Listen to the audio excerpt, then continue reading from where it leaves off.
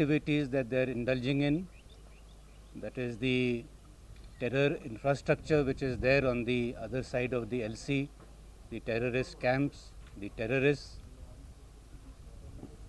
that continues. And therefore, there can be no slackening as far as we are concerned in our levels of preparedness or alertness. As far as the other question you asked regarding trust,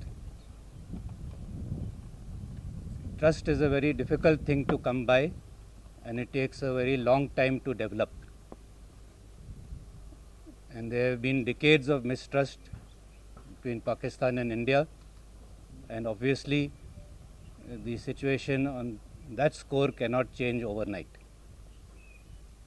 However, if the ceasefire continues, if they continue to observe the ceasefire in letter and spirit, if they stop and desist from trying to push terrorists across and foment trouble in India, then all these small steps will definitely go incrementally to build up that level of trust between the two countries. So as I said, the onus is entirely on Pakistan to build up on whatever we have achieved so far. Hi, sir, Naveed from the Indian Express. Do you see the possibility of troop reduction in the valley in the near future, and what's your reading of the situation currently? As I mentioned just a short while ago, that although the ceasefire is in place, we cannot in any way reduce our levels of alertness and preparedness. We have a counter-infiltration grid to prevent any movement from across the line of control. And we also have a counter-terrorism grid in the hinterland.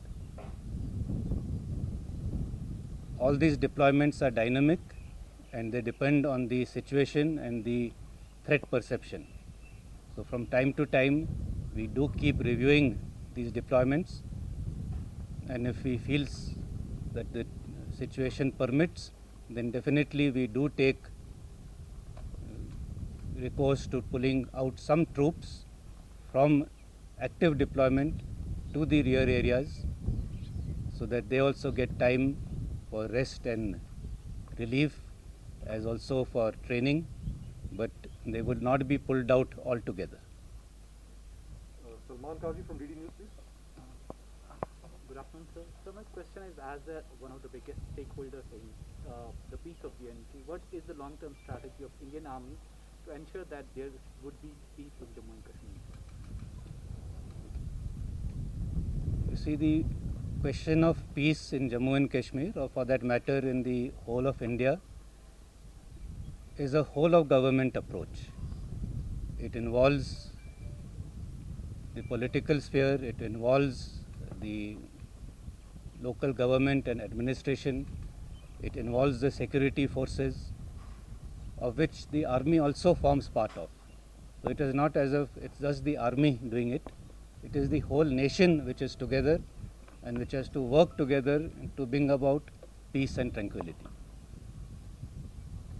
In this overall gamut, the role of the army is to bring down the levels of violence to an extent where the civil administration and the local security forces can then play the role that they have to play in the development of the region and of course of JNK. So that is where the army's role lies, that to work in sync with the local administration and all the other forces who are here. The ultimate aim, of course, being to bring down the levels of violence so that peace and development can take place. Sir, I want to ask regarding Sadbhavna. Since Sadbhavna has been important part of Indian Army activities, in recent past week we have seen many changes in the conduct. So what is the concept exactly behind it? It's a very good question that you have asked. We have been doing these Sadbhavna projects for many years now, in fact more than 2 decades.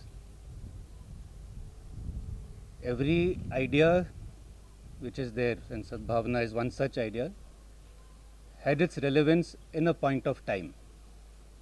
And 20 years ago, when the situation was bad, when the local administration could not reach out to far-flung areas to carry out developmental activities, at that point of time, the Sadbhavana projects which were undertaken by the army and the other security forces too helped a long way to ameliorate the sufferings and the needs of the local population.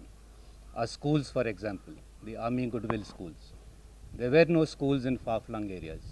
So obviously the local youth, the children were suffering from lack of education. And that is where we've stepped in to fill that breach.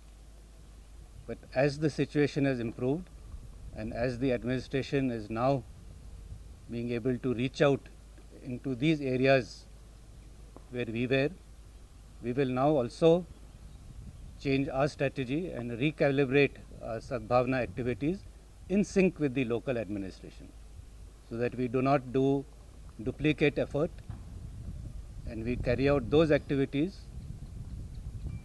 which are synergized and which will go in a better way and a more efficient way to bring relief and succor to those who need it. Ishan, one full. So Ishan from Times Now. We have seen the work the Indian Army has done in terms of COVID relief measures or making hospitals available for registration. What are the goals forward, and can you shed some light on the steps that the army has taken in terms of managing COVID? Yes, well, COVID is another kind of a war, and it is another kind of a war that the entire country is fighting, and I don't think there is any single family which has not been affected by COVID. And therefore it is our responsibility as the armed forces of the nation in this hour of need to do whatever we can for the help of our citizens. After all, if we are there for y'all, for the people of the country. And therefore we have left no stone unturned, we have spared no resources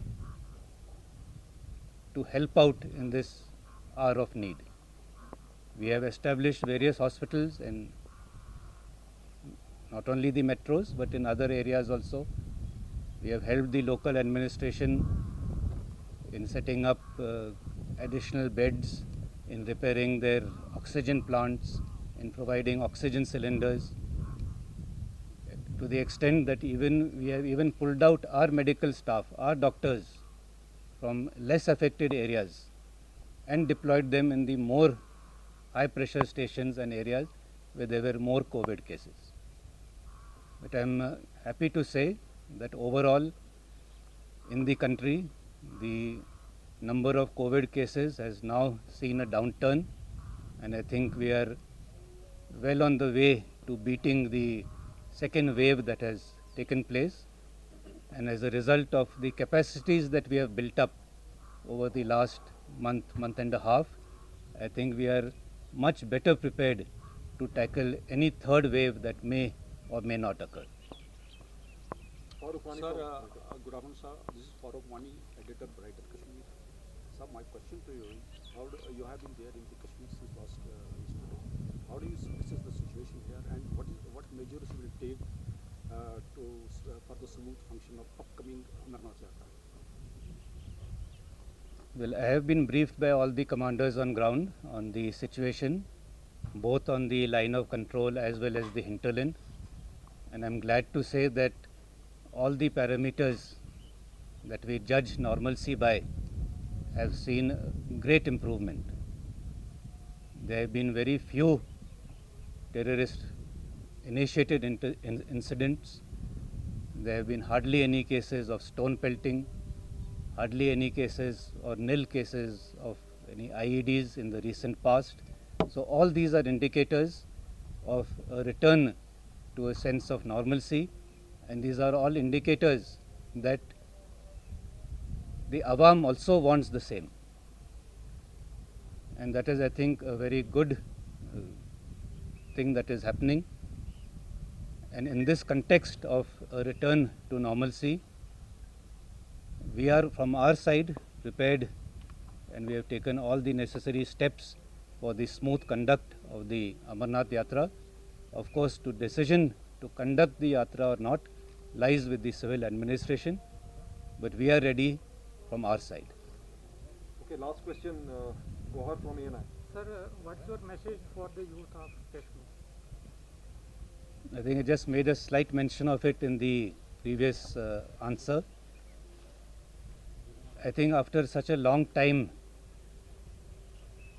we have reached a situation where peace and tranquility prevails, where people are able and in a position to pursue their dreams and their aspirations.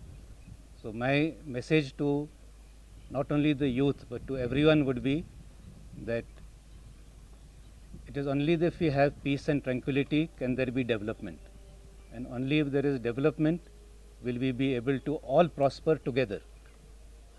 And therefore we should shun this path of violence. It does not get you anywhere.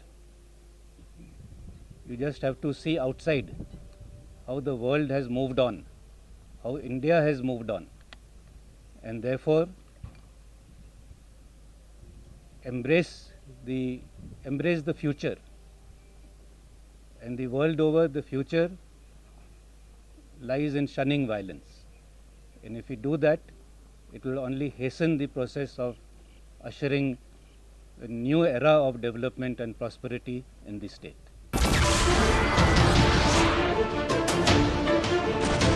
नमस्कार, मैं हूं मानक गुप्ता। अगर आपको हमारा ये video पसंद आया हो तो इसे लाइक और शेयर जरूर करें, और हां, हमें सब्सक्राइब और फॉलो करना ना भूलें ताकि आप देश और दुनिया की कोई खबर मिस ना करें। तो जुड़े रहिए हमारे साथ और देखते रहिए News 24।